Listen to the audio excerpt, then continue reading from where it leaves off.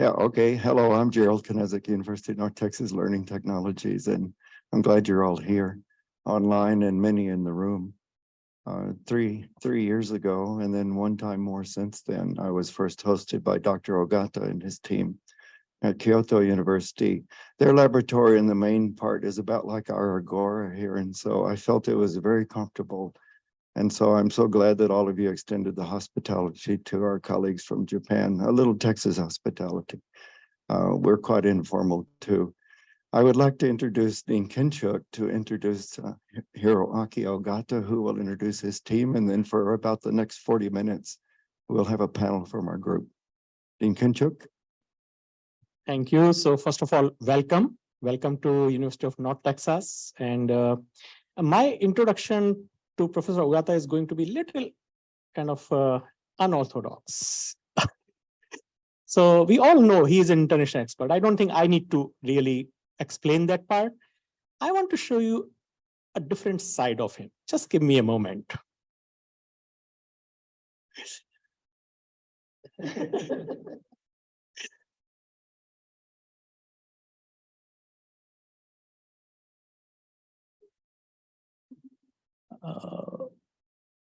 Just give me a moment. Okay, I'm going to show you.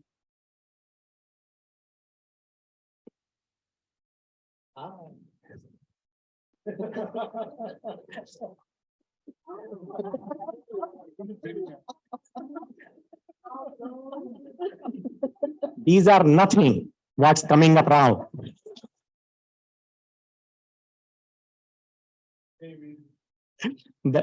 Yeah, that's my daughter.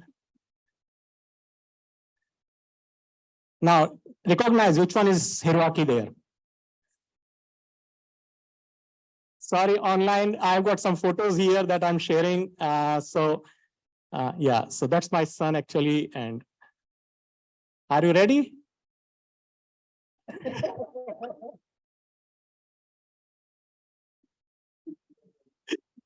This was in 2004. So I thought I share this with you just so that you know the, okay, I need to get this back.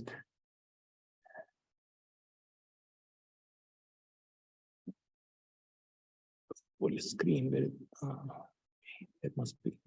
Okay, so welcome once again. Of course, Professor Ogata is well known in learning analytics. I remember him, that must be 10 years ago or more, when he used to have this thing. He used to go with creating learning logs. Exactly. And so he has been really hands-on in his research, and that's what we see now, that the kind of research that is coming from his group is amazing, very impactful. So thank you once again for coming over here. Thank you for everyone here in the team. Looking forward to hearing your thoughts on your framework. Thank you. Thank you very much. Thank you very much for the kind introduction. Yes, actually, we know each other more than 20 years. Yeah. Okay. Thank you very much. Yeah. Today, okay.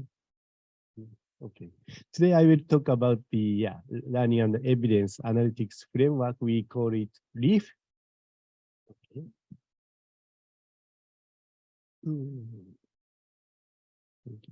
Here is the member of our laboratory. So now we have 35 research members from 10 different countries. So we are quite international team here.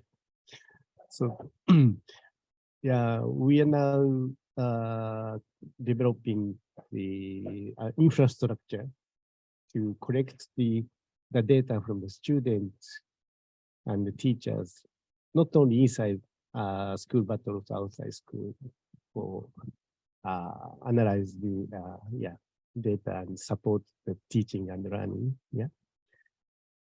So yeah, here is some features of the Japanese education system. I think it's quite different from United States. Yeah, we have a common curriculum, and textbooks are provided by Ministry of Education for free, and especially for K-12 education, it's quite teacher-centric. Yeah, classroom. Yeah. In higher education, yeah. So entrance exam is quite difficult, and the tuition is much more cheaper than that of the United States. Yeah. So we have this kind number of the schools and the universities in Japan, and so we are now collecting the data and also analyze the data and from the elementary school to the university. Because we provide one laptop PC for one student in nationwide from elementary school to junior high. Yeah. Since 2020, yeah, during the COVID-19. Yeah. So we are getting ready to do some learning analytics in whole country. Yeah. But we, the problem is how to, I mean, develop the infrastructure to collect data. Yeah. So, so as I said, we want to collect the data not only from inside classroom, but also from outside classroom. So, and the objective of our learning analytics project is to maximize the learners' learning performance and also minimize the teachers' time and effort. Yeah, it's very simple. And we got some research fund from the government. And so our framework is already installed into the several universities, like our university and Kyushu and Tokyo and some universities. Yeah. And also in Taiwan. Yeah, yeah. Also in Hong Kong, Education University in Hong Kong. And yeah. So I hope you can also, yeah, you can try. Also in India, yeah.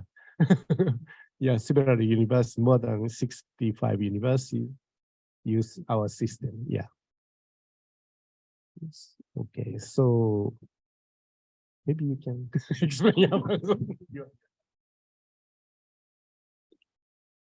So back in 2017, Hiroaki and I moved to Kyoto University, and Hiroaki set up a new lab there.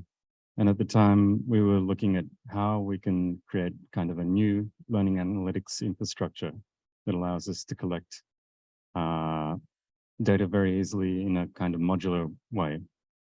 So we designed the LEAF framework then, and basically, we relied on the fact that a lot of institutions already have existing learning management systems and things like that. So we want to integrate with them pretty easily. So we developed an ebook reading system called the Bookroll, and we can connect these tools to existing infrastructure via LTI.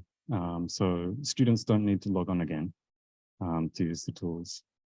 And all of these tools then send learning logs, or basically click logs that represent what the student's doing, how are they learning, how are they using the system. And we collect them in a local central repository, an LRS, then for analysis. So a lot of the schools that we currently work with use Moodle, but you can use, say, Canvas or Sakai as well. We then take all of these logs and we built a LA dashboard. The first version of it was LA View. It's now called Log Palette. And we also have a real-time analytics engine that analyzes the logs as they come into the LRS, so that students and also teachers can go on, once again, via the LMS, go into the dashboard and see how they're using the system, and also possibly plan interventions for the teacher as well. And this brings us to the third part of the system, which is an evidence portal, which collects kind of evidence of effective use of this system. So, for example, if a teacher uses the LA dashboard for an intervention and the effect of that is good, well, then they can store that as a case, evidence case in the evidence portal.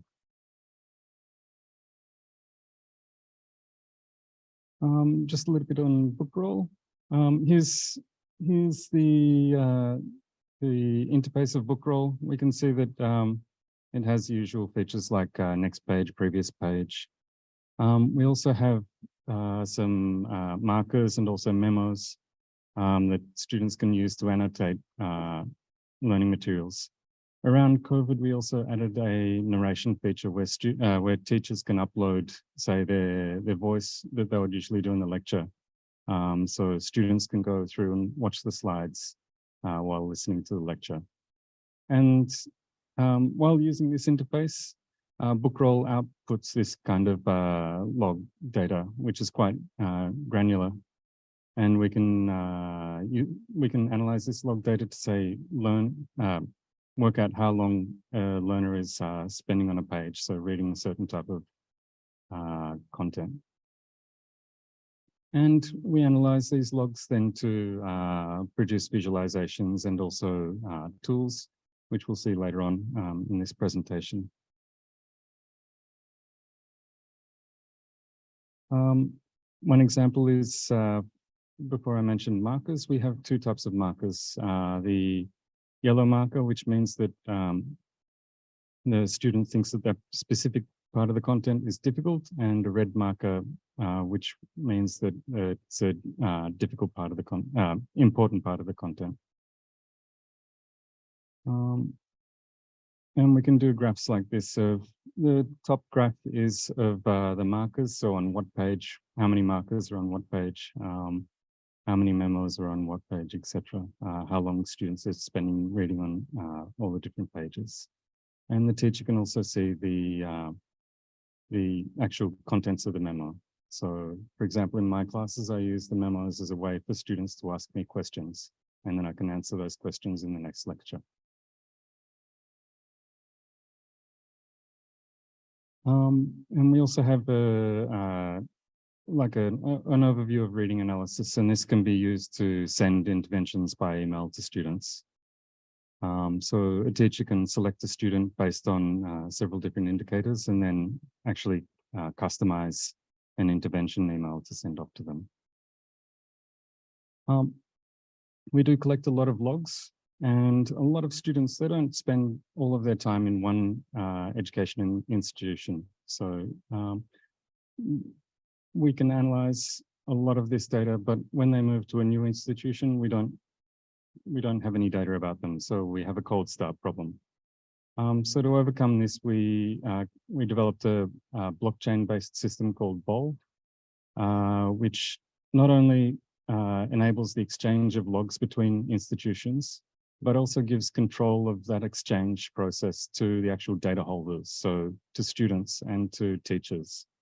So say a student at the new school can request logs from their old school, and the student can say, yes, I authorize that to be transferred. So it's putting control back in the data owner's hands. We've also extended this to the point where you can actually share learning materials as well on the blockchain. And it's not so much for commerce, but more for sharing knowledge is the main focus of this system.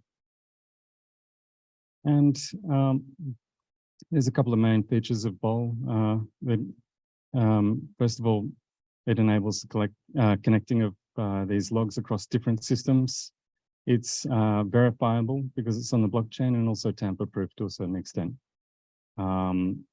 We can control access management, and the students get that control of their data access management. And we can also do analytics and research with it. So here's an example of how we can connect multiple schools using the blockchain.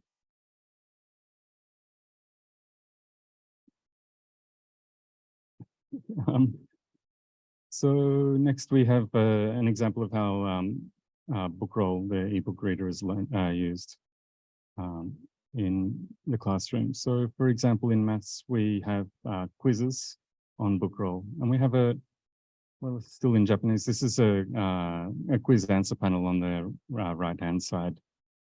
So a student can look at the quiz and then answer it. But instead of just answering the quiz like in normal ITS or something like that, we get the student to actually write their answer. And a lot of the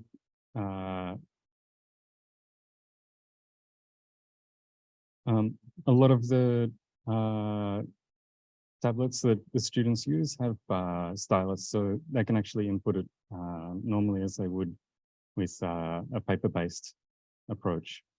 And unfortunately, it was supposed to be a video, but we can, because we actually take real-time logs of how the student's writing it, we can see not only what they would normally write on a piece of paper, but we can also see when they've backtracked. So have they erased a certain point?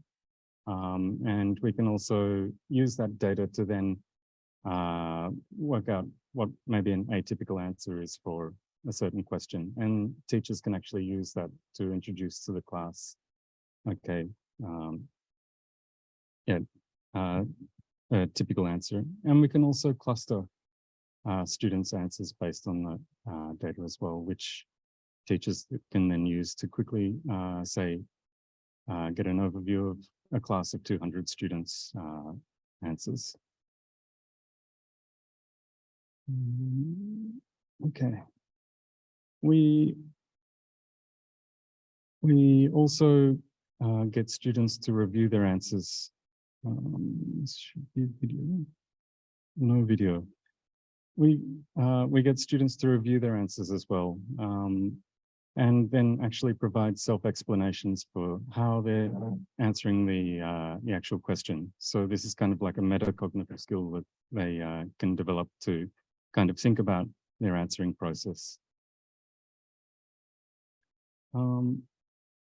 And also in the LA dashboard that we have a knowledge-based model. So we can analyze those logs and then show a knowledge graph overview of it. So where has the student mastered and where hasn't the student mastered? And we also link all of the learning materials to those knowledge representations as well. So we have one for mathematics. So this is a junior high school mathematics knowledge map. We also have ones that are automatically generated for English. And these ones were automatically generated based on the text that was in the textbooks that are usually used. And here we can see that this particular knowledge map has grouped these are concepts or vocabulary that relate to time or temporal concepts. So students can basically look at these maps and then work out what word they might need to learn next.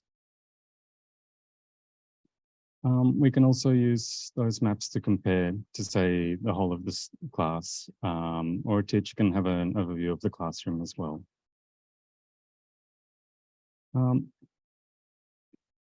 And recently, we have a project where we're looking at, before I introduced self-explanation from the students' perspective, now we're also talking about self-explanation from the perspective of AI. So we have explanations of recommendations. And it ends up being a kind of cycle where the machine explains to the student, and then the student explains back to the machine what's going on while they're doing that, while they're answering. And we hope to get to a state where basically the machine and also the student can kind of co-evolve through this explanation cycle.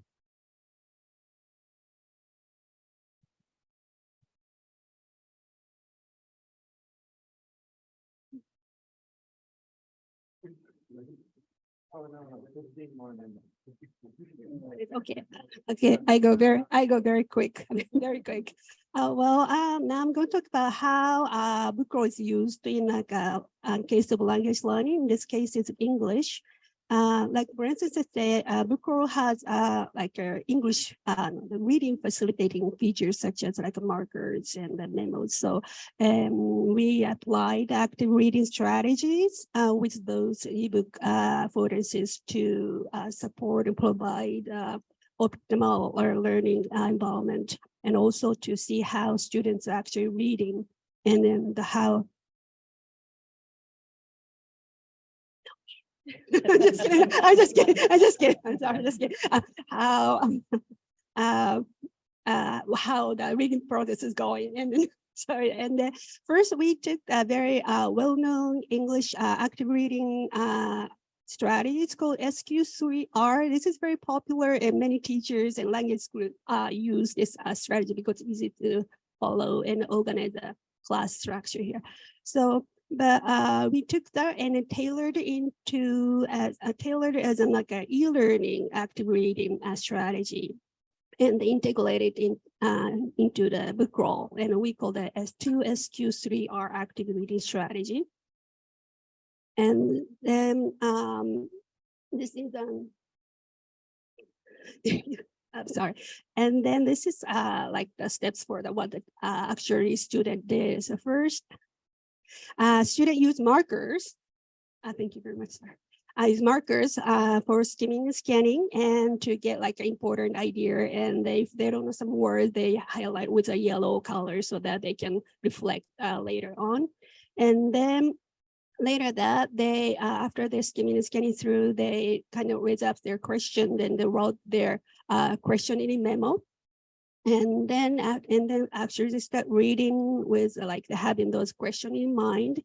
And then after that, they try to answer the question they left in the memo as a reflection and a reply. Then at the end, they write their what they thought about, and also their summaries of the story or whatever they read over the Bookroll. And those are the things, activities could be done with using like Bookroll features. And then we had an experiment at the English school, English high school English classes in high school in Japan. There are 40 students, and their age is about between 15 and 16 years old. And then they cover 2 chapters over 4 weeks. And the first chapter was covered in 2 weeks, and second chapter was covered in like another 2 weeks to see what the differences we could see. And then this is I'm going to show you like a very simple example what we could see from the log over the Bookroll, the log palette. And this is for the text overlay or like a text thumbnail. You can see what the log palette like a LA view.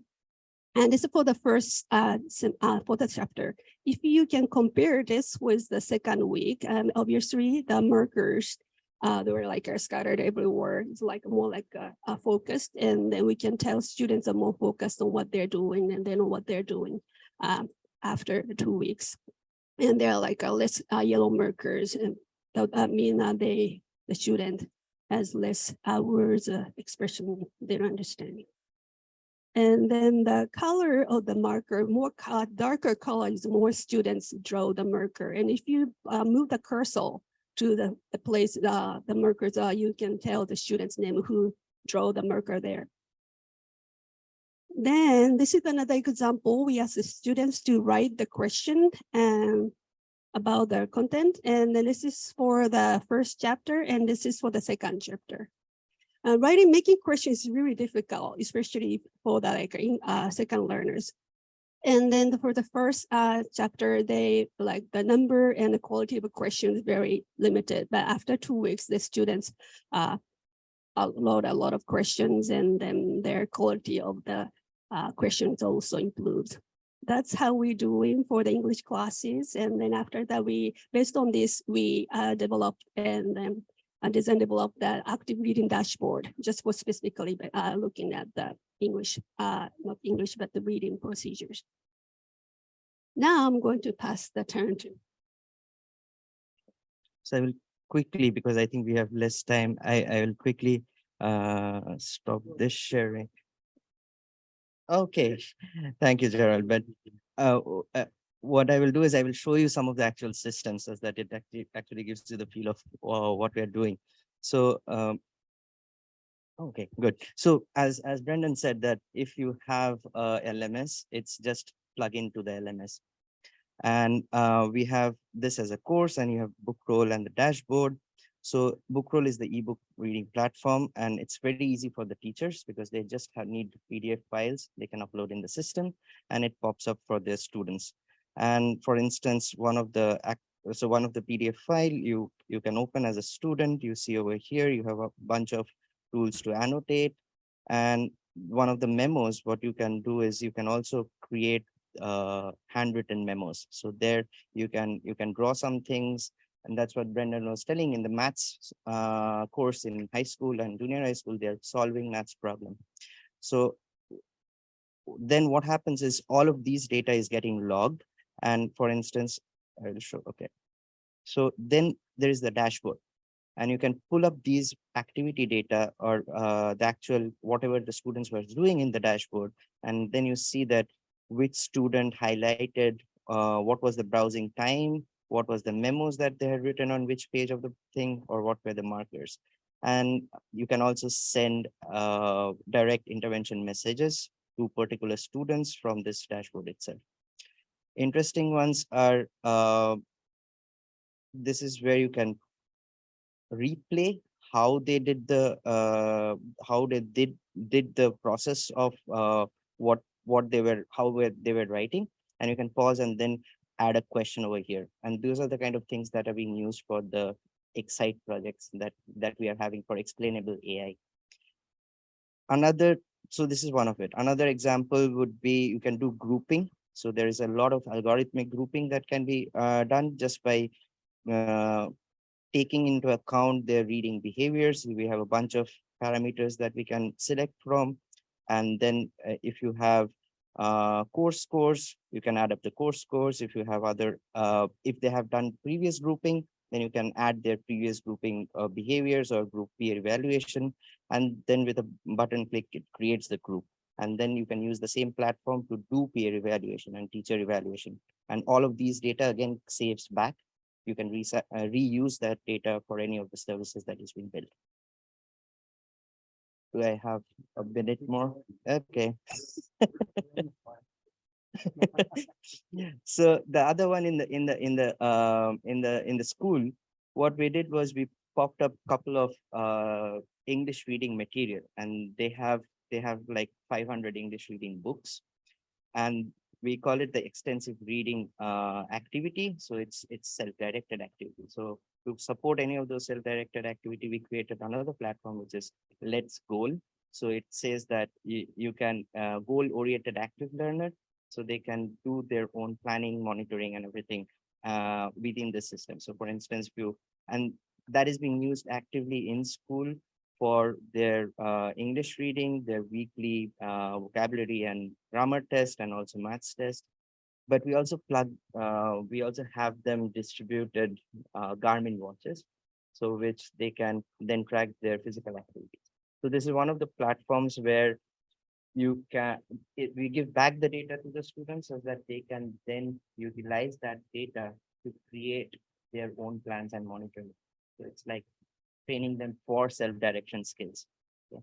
So these are some of the projects that are running in our labs, which is based on the basic data about reading and activities that is being logged within the LMS and the tools that we are building.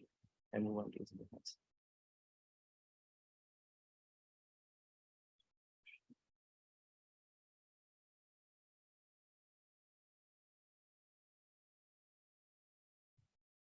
So as the summary, I want to just show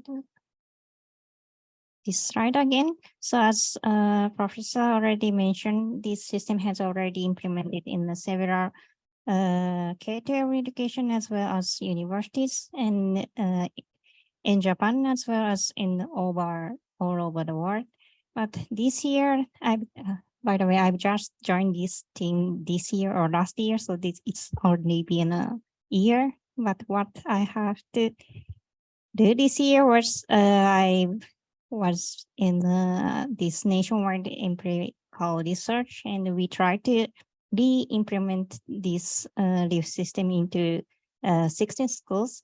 And there were several purposes or objectives in this research, but main purpose is to find what's the challenges when we introduce a new system into the new school, and what we found, but I skipped the challenges part, but finding first.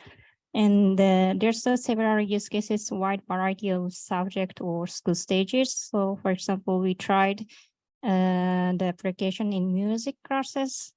It's in ebook, so it can be applied for this is the music note, so in elementary school, or for example, the Japanese class in middle school, or she's also doing the special needs class application in elementary school. So we've tried the variety of subject in school stages, and this is what we are trying to summarize, like a category of data use. So it's also related to the question we received. So for instructors, it can be used to understand their own student, like to adjust their where to be highlighted or what to be asked, or what, for example, who to be assigned to answer the question, or the monitor the student, or to understand themselves, teachers themselves. It can also be used for reflections. And also as for the student, it can also be used to understand the peers. Peers mean the student themselves. So to share the which part the peer student marked, highlighted, or also it can be a kind of scaffolding for when they are doing the collaboration activity, or understand themselves, as Rita has already introduced. Their handwriting can be recorded, and also I don't know, yeah, pride work. So by using that function, it can be used for their deflection. So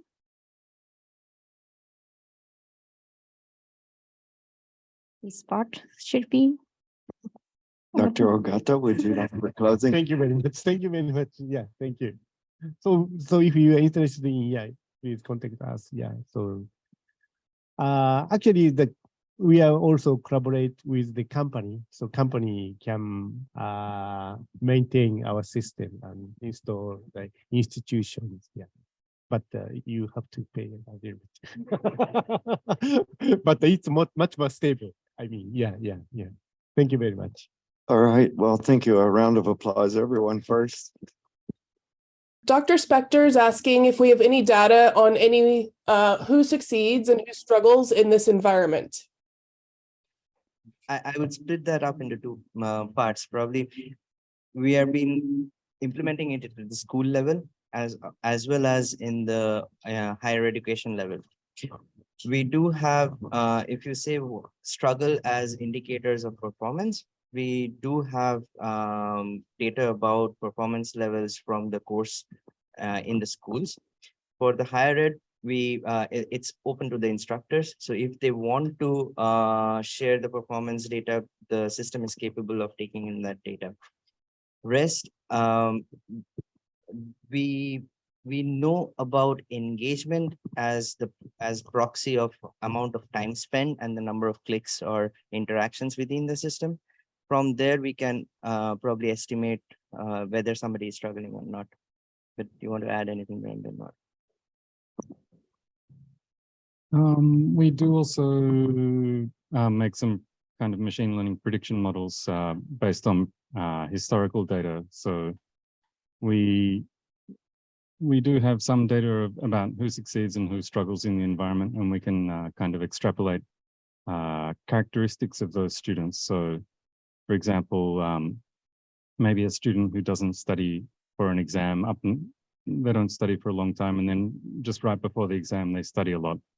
it's most likely that that student isn't going to get good grades on the exam compared to a student who studies methodically. We do have examples of that from data as well. What we don't have examples of currently is, for example, this specific environment that we've created versus a traditional environment. We don't have current evidence about whether there's a difference in who succeeds and who struggles depending on the environment. So that's probably some future research that should be done, I'd say. Thank you. And then if we want to look at the next question, Stephanie's asking if there are particular subjects in the system that are more successful than others, such as math or science or music, etc. To be honest, only math and English, we have plenty of examples, but the music or science, we have just started. So we just know the possibility of the application, like for example, music, the teachers use it like where to be emphasized when they are singing the song. Or for science, one of the teacher utilized our booklet system to highlight the dictionary, science dictionary. So we haven't done yet the long-term research, so we haven't get any conclusion for that. But I think for example, science, it's a bit difficult because there's a lot of activity out of ebook system, but also our system supports the, as he mentioned, XAPI or LTS. So if we integrate other sensors data, then it can be the more detailed analysis or exploration maybe. And I just want to know, like, if can teachers create quizzes or something like exams in the software? Yes. So what if, like, will the software allows you to go to the next tab, and like you are using Google, right? So let's take I will open a new tab and just can I ask, type the question, like you created a quiz like a plus b equal to 10, b plus equal to, like just a simple max. I'll just type in the Google and I can just get an answer, right? So will the software allow you to do that? So that answer is no. We are not restricting Mhm. whether they are doing our system or not. So like, However, I think now it's fine.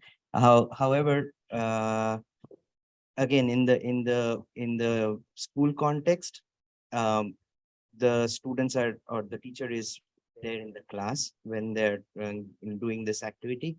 But the objective is not probably to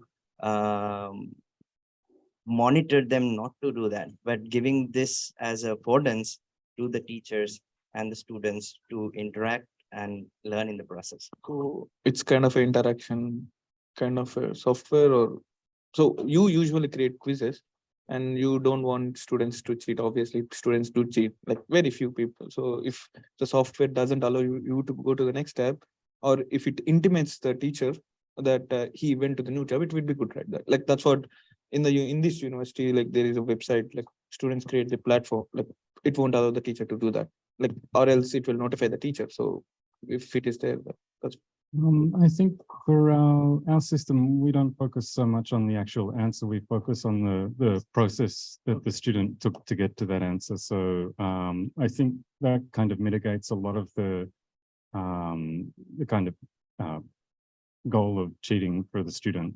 Because if they're not getting the process right, well then it doesn't really get caught up in the system. So if they're cheating, if they're just putting the answer, it doesn't really make much sense. All right, thank you. Maybe one more in the room while the mic is live. Anyone, or else I have a big question. Do you allow data to be shared for analysis by other institutions, for example, us, or maybe Dr. Lee or myself? We also have a large number of connections with K-12 school districts. I was yesterday comparing Texas to Switzerland. They have 26 cantons. We have 20 regional service centers Houston was just announced this morning, taken over by the state for the next 2 years. And they're currently accepting ideas. That's one of the largest school districts in our entire country. It was just, they're asking for ideas. I know your system is well adopted, and I was actually surprised to see it's in English. And are there many languages? So these are many questions, but the question about sharing the system, but sharing the data, and you don't have to answer if it's confidential, you know, okay. No. So about data, we have already hold several times about data challenge workshops. So we share all that participants, and it's, of course, the data can be anonymized, but yeah, so we can share, not all, maybe some of all, some portion. Yeah, of course not. data, And I yeah. thought I knew the answer, But but yeah. I think many in the And- room are wondering. And also, in the national level, the government also we provide the anonymized data. If Yeah. you want to contract or you want to provide some paperwork. Sure. Yeah. And then as a follow-up before we run out of time, Yeah. my understanding is you're hosting this world conference at your university Yeah. next year. If you could say a word about that for those in the room. And I know there are many data scientists online and students from data sciences here. We were just fortunate it was in Arlington, Texas this year. But 11 or 1200 years before Tokyo was the capital of Japan, Kyoto was the Ancient capital. capital. Yes, More and than, yeah, they are 1,000 considered years. by everyone I've talked to #1 in this area in all of Japan, and maybe all of the world. And so would you talk a bit about your conference next year? Share the screen.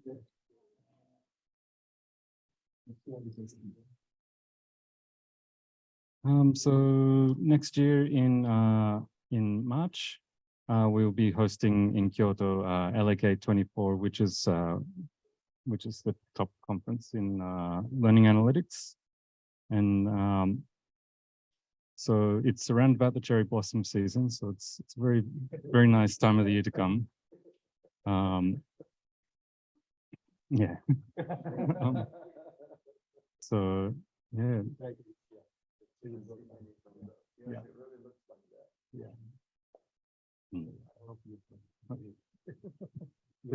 Please come to Kyoto. Yeah. Maybe time for one more question. Anyone there? Okay, well, Dean Kinchuk, shall I close or do you want to? Yeah, I would like to say domo arigatou gozaimasu. So thank you very much for all of you for being here, and for all of you, you need to practice when you come up, you can say hajime mashite because you haven't met them before. I'm pleased to meet you for the first time. I only know a little bit of Japanese, but skoshi, but Nihongo wakarimasen. I can speak a little, but I don't understand anything there. So we do want to welcome you back whenever you can come. I would love it if somehow we could work toward even an MOU between our universities, because there's been such a long connection. And it was actually 2017 when I was teaching a colleague from Finland to how he should greet Hiroaki when we were together in Bulgaria that I first knew Hiroaki. So that's been quite a long time as well. And so I thank you all for being here. I'll close by saying I wanted us to take a picture because my sensei, Takashi Sakamoto, always wished that he could go to see where the artificial intelligence, as the word began. It was Dartmouth College in 1959. They had a meeting in a room about this size. Takashi Sakamoto never went there, but Furuta-san insisted when we went to Quebec City in 2019, he went to the room and he stood under it and said, wow, this is where it all began. I think maybe someday this room might be a little bit like that. And so that's what you're all in the photo. So my major professor at Dartmouth had said he wished they had taken a picture that day. They did not. So they had to just put a plaque on the wall. So we have a photo. Thank you very much. And Kinchuk, please, the final word. Yeah, so once again, thank you for coming over here and thank you for fantastic introduction to your research. I'm really looking forward to collaboration. As Dr. Knees has just mentioned, MOU, yes, that would be fantastic. So let's talk about what kind of collaboration we can do and we can work towards that. And I would love to visit, of course, Kyoto. Yeah. And so thank you.